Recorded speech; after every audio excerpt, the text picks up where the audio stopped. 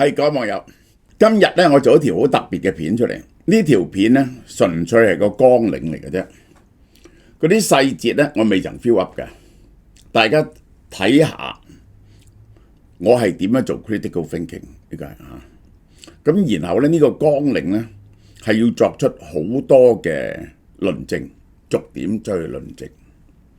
呢個咧就係講呢一個 full self driving 自動駕駛呢個問題，而係講自動駕駛嘅價值去到邊度？呢個咧只不過係 Tesla 嘅生意嘅一部分，就唔能夠包含咗喺即係佢唔代表整個 Tesla 嘅價值嘅。但係你點樣去評論呢樣嘢咧？去對呢個Tesla 嘅自動駕駛同全世界嘅自動駕駛作出一個可以驗證嘅 critical 嘅 consideration。好啦，嗱，呢個照顧眼睛健康啊，134蚊，134蚊，全效護眼素，有黃金比例嘅葉黃素、玉米黃素、蝦紅素，268蚊，半價嚇，134蚊，134蚊。好啦，嗱，去咁做之前咧，我哋有一連串嘅假設嘅，每一個假設咧，你都可以挑戰嘅。咁然後咧，我哋要每一個假設討論喎，但我唔會喺呢度討論嗰啲咧，我哋就會逐 part，我將啲問題 raise 咗，然後咧就係喺呢個 Patreon 啊，就會出呢個專文，逐條去討論。第一條，我哋假設自動駕駛係會完全成功嘅，你可以自動駕駛永遠都唔成功喎。我假設自動駕駛去到2040年呢，即係喺未來幾年會成功，而我估計咁啊要10鬆啲年，全世界咧就轉翻去自動駕駛。呢個等於係都仲有唔係自動駕駛嘅，但係個百分比又好少，即係等於係棍波所佔嘅比例喺全世界嘅比例。全世界由人手駕駛過渡到 Level 4，佢內含兩個假設。第一，呢一個自動駕駛係會成功嘅 ，Tesla 嘅自動駕駛係會成功嘅。而我哋呢個世界係唔反對自動駕駛嘅，無論喺道德、情感或者監管上邊，呢個係唔同嘅層次。好啦，第二啦，我哋又係假設，我哋假設淨係得 Tesla 一間會成功，而做到全球規模化嘅唯一間，佢仲可以即係有啲係透過佢自己嘅電動車去做啦。有啲咧佢就可以 franchise 咗俾人嘅，即係咧將佢做自動駕駛技術去俾人哋去做車啊，而其他公司咧係做唔到嘅，冇得同佢競爭。嗱，呢個係一個假設嚟嘅啊。好啦，呢個假設咧，其實咧後邊咧係答緊幾組問題，邊個會贏？就係幾個技術唔同嘅估計。第一 ，Tesla 嘅端對端，佢係用大模型嚟到訓練，然後嗰個自動駕駛去到某個 situation 之後，佢根據訓練出嚟得到嘅經驗，然後咧就諗到 generative 而家應該點樣使。每次咧，即係呢個佢係呢個個黑洞嚟嘅。嗱，我首先話俾大家聽，你係唔知佢點解喺呢刻作出一個咁樣嘅 decision。呢一套方法係呢個第一，人哋嗰啲咧，佢就係模組式嘅，即係咧佢唔係佢係咁嘅，佢哋咧就將認到啲事物控制分為一組組。一組組入邊咧，佢有啲咧就係用 programming 去做嘅，點樣都係個混合嚟嘅。但係咧，呢個 Tesla 咧係一個由端對端成個一齊訓練出嚟，佢哋咧就拆開每一個入邊咧呢一組嘢，譬如係認識路面情況認識睇到路面情況，導航呢一個係作出決定，控制架車係分開嘅，做好咗一步就做下一步，係咁樣嘅。同埋咧，佢咧就好多而家嗰啲人咧話有端對端咧，冇一個有，全世界除咗 Tesla， 完全嘅端對端冇。嗱，我會講俾你聽個問題喺邊度嘅。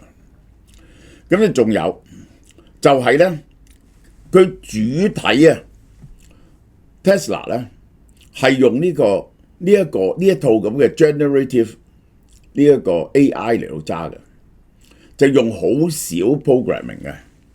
佢個 programming 咧由30幾萬行咧剩翻3000行，而我係睇住呢個 Waymo 嗰個 CTO 咧，佢覺得佢哋嗰套方法係啱嘅嚇，佢哋嗰套方法係啱。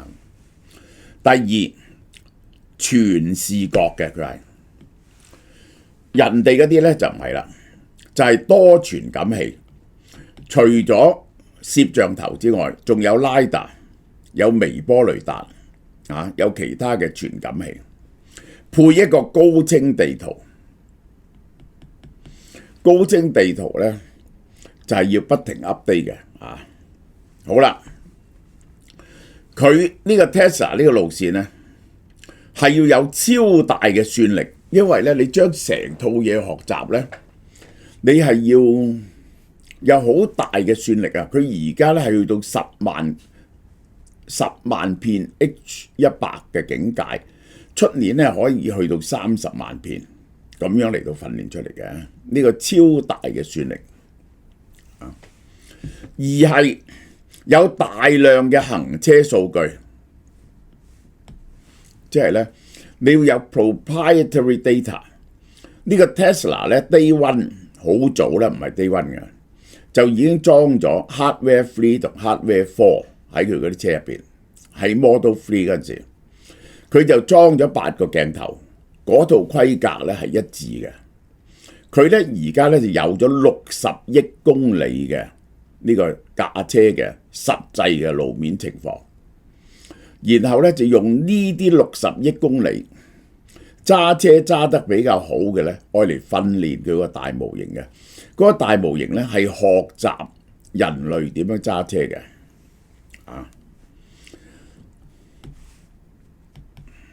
而人哋咧就冇呢一度咁多嘅自己嘅 data 嚟到訓練。咁咧呢一個就係最多嘅。第二就 Waymo 啦，但係 Waymo 咧。到而家咧，都係去到幾千萬，去唔去到1億公里啊？因為咧佢街道咧只係得1000幾架車 ，Tesla 而家咧係有幾百萬架車嘅街道，日日喺架車度行緊，而用緊自動駕駛，用緊 Autopilot， 凡一用 Autopilot 咧，佢就有嗰啲 data 咁就有幾百萬架車，所以佢嗰個 data 咧，佢個數據咧係形成咗一道獨特嘅嘢啊！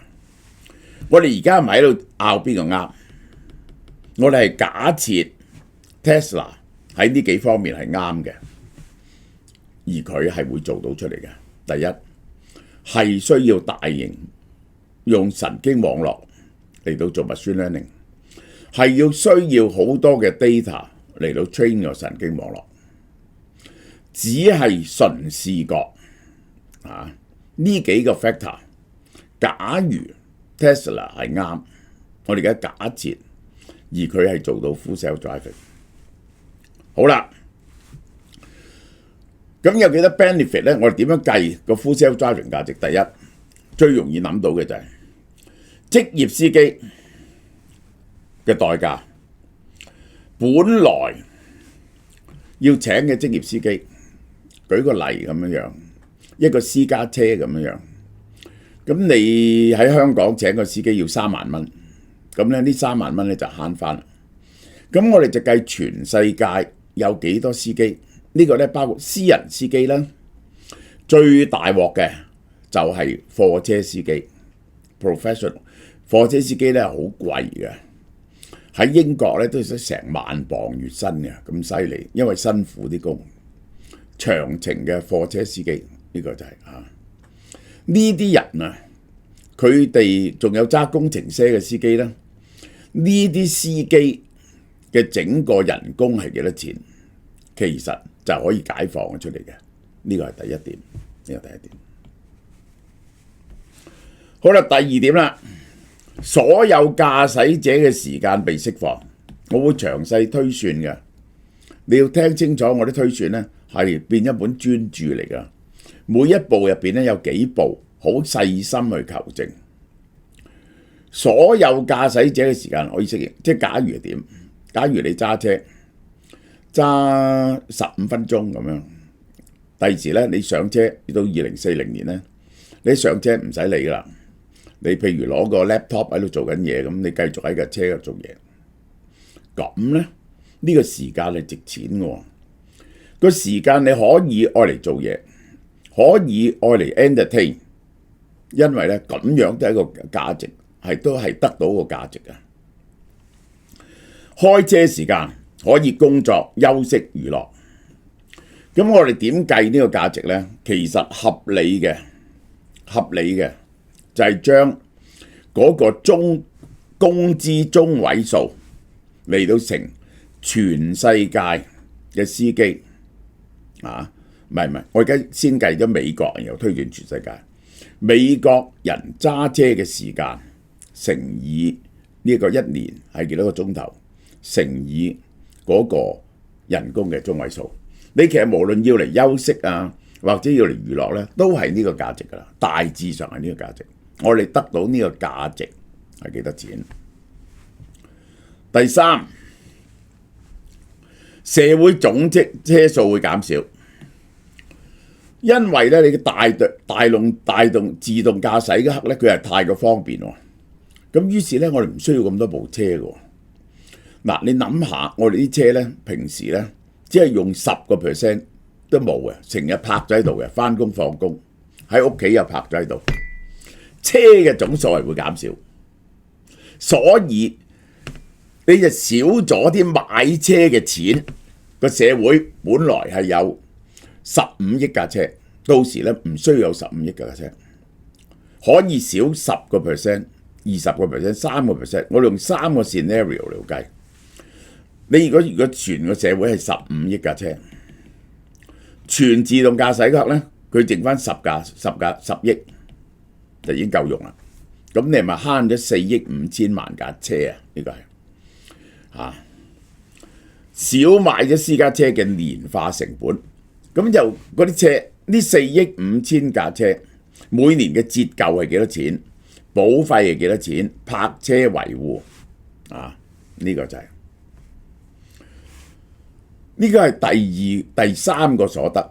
第四，交通意外大幅度下降。嗱，係咁嘅。而家咧用 Autopilot 咧。呢個 Tesla 咧就係遭遇事故啊，係比人揸係少咗3倍，如果全部 full self driving 嘅話咧，啲專家估計咧係少咗1000倍，即係咧0.1%。即係咧，我可以講俾你聽，如果嗰個遇事嘅機會啊，比起人揸少唔到90%咧，係冇辦法推動嘅，因為咧你唔係好過人力揸車就得嘅，因為我哋對機器對唔知咧係有個恐懼，你要 substantially 好過人工揸，安全人工揸，嗰啲人先會信服。咁而我覺得咧最低限度都要少咗90%。每年傷亡幾多咧？每年死喺呢一個車禍咧係120幾萬人啦，全世界120幾萬人。呢啲人命值幾多錢？如果120幾萬人死咧，就1000幾萬人受傷。呢啲人受傷醫病要幾多錢？如果殘廢咗終身養，佢要幾多錢？佢嘅工時損失幾多錢？好啦，第二條數。第三條數係乜嘢呢？嗰架車爛咗，唔見幾多錢？第四，呢個傷亡啊，呢架車撞車係導致其他車個 delay， 係浪費咗幾多錢？呢個就叫做交通意外嘅代價。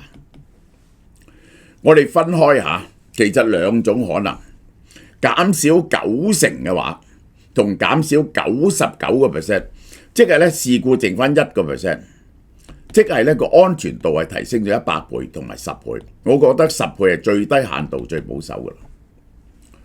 好啦，將以上4種價值定咗一條數出嚟，今日嘅數，然後咧我哋再用 GDP 嘅估計增長率同埋通脹加到2040年，係咪得到 Full Self Driving 產生嘅社會價值啊？成個 value 係值幾多錢啊？大家去到呢度你明白啦嘛？幾乎咧每一點咧，我要寫一篇專文嚟到論證㗎，我係引用全世界無數嘅數據嘅。好啦，你要社會願意轉讓咧，你要平嘅喎。點樣平啊？美國平30%，美國以外平40%，即係點咧？你去坐，你唔揸車自動駕駛，你嘅實際上用喺交通上面嘅錢係要少30%，你就好樂意去做啦。喺美國咧，各國嘅環境唔同，我假設佢係40%啊，咁樣你就會得到一個呢個叫做摩擦。我哋假設社會轉換過係有一個摩擦嘅，呢一個摩擦就係包含咗喺呢個30%同40%入邊，個社會先至樂意轉換嘅。咁我哋先要 discount 呢個 value 出嚟，讓完之後呢，我哋作一次最保守嘅扣減，再減一半。嗱，呢個就令到成條數好穩陣，防止估值過高。好啦，咁樣咧就計出嚟咧。如果只係得 Tesla 一間公司成功咧，剩翻嗰啲就係 Tesla 每年可以賺到幾多錢啦？明白未啊？咁賺到幾多錢係點啊？咁15年咧係唔會一夜之間轉換嘅。實務係由少到多，越接近2040咧，越接近呢個 percent。我哋用一條 S 型曲線去分配，嗱，呢個我會做嘅。每一年係幾多？當年嘅利潤咧，等於2020嘅成熟利潤乘翻當年嘅比例，就揾到嗰條利潤係點樣走法。大致上係5年後咧，3、4年後，我哋見到呢個利潤咧，佢初初慢慢升嘅，然後越升越急㗎嚇。好啦，你再要將利潤變成市值喎。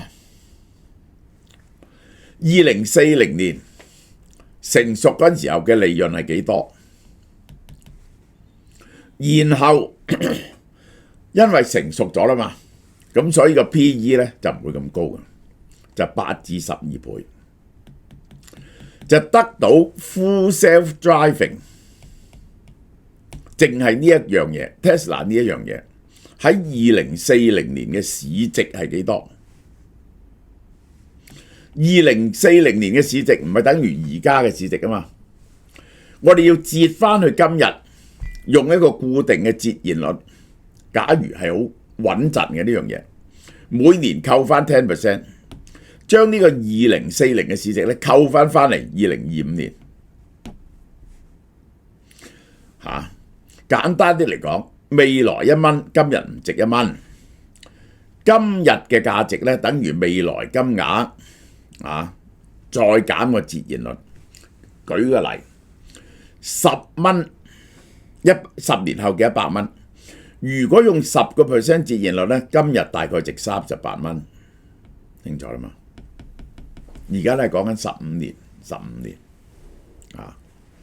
好啦，結果。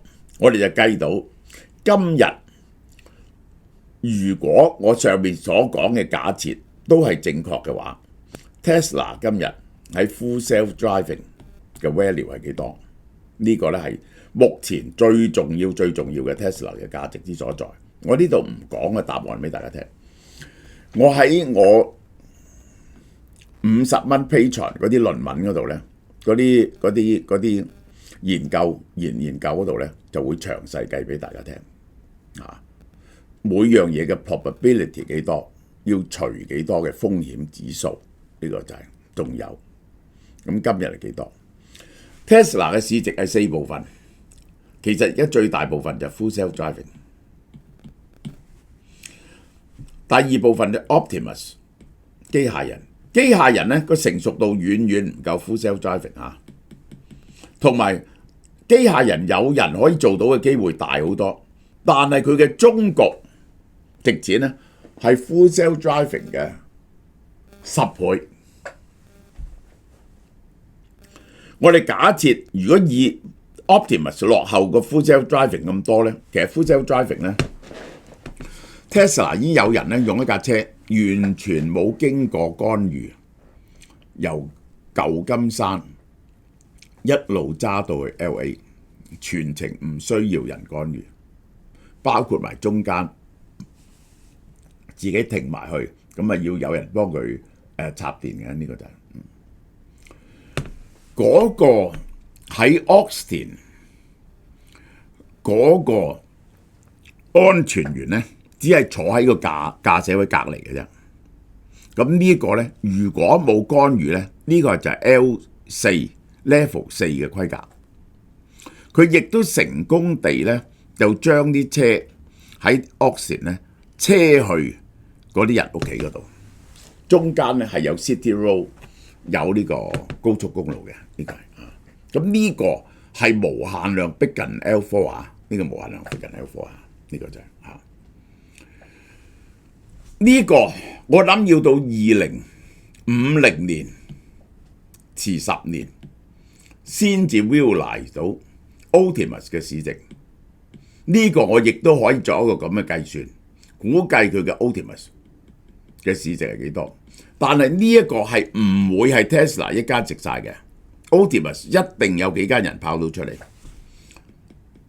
第三，佢嘅電動車製造價值。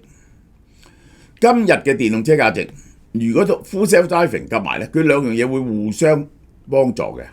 我舉個例俾你聽，因為 Full Self Driving 咧，佢基本上係套 software 嚟嘅，佢只要將呢套嘢 incorporate 落去個電動車入邊咧，同埋個智能座艙咧，嗰個車嘅 value 大幅度增加。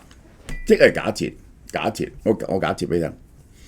今日嘅 Model Y 喺美國或者中國，如果佢到 Full Self Driving 真係成熟嘅話，我送3年俾你，免費嘅，完全免費嘅。咁咧，佢當然係買多咗車啦。如果呢套嘢係成熟嘅，所以個電動車嘅 value 咧，同呢個係聯動嘅。第四就係能源問題。呢個咧又要作出個獨立嘅 evaluation 啊！好啦，我哋講翻嗰個會少幾多車啊？呢個係呢個就係咧會減少幾多車咧，係難以估計嘅。10%、20%、30%，令到我哋路面咧唔會咁逼嘅啊！再講一次，4種價值加埋 GDP 通脹滾到2040年。減咗要讓俾社會嘅利益，嚟到減少嗰個轉換嘅摩擦，你要分俾社會賺。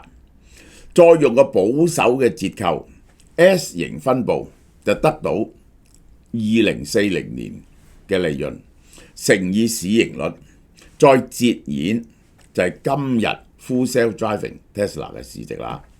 清楚啦嘛？嗱 ，Tesla 嘅價值咧就係咁。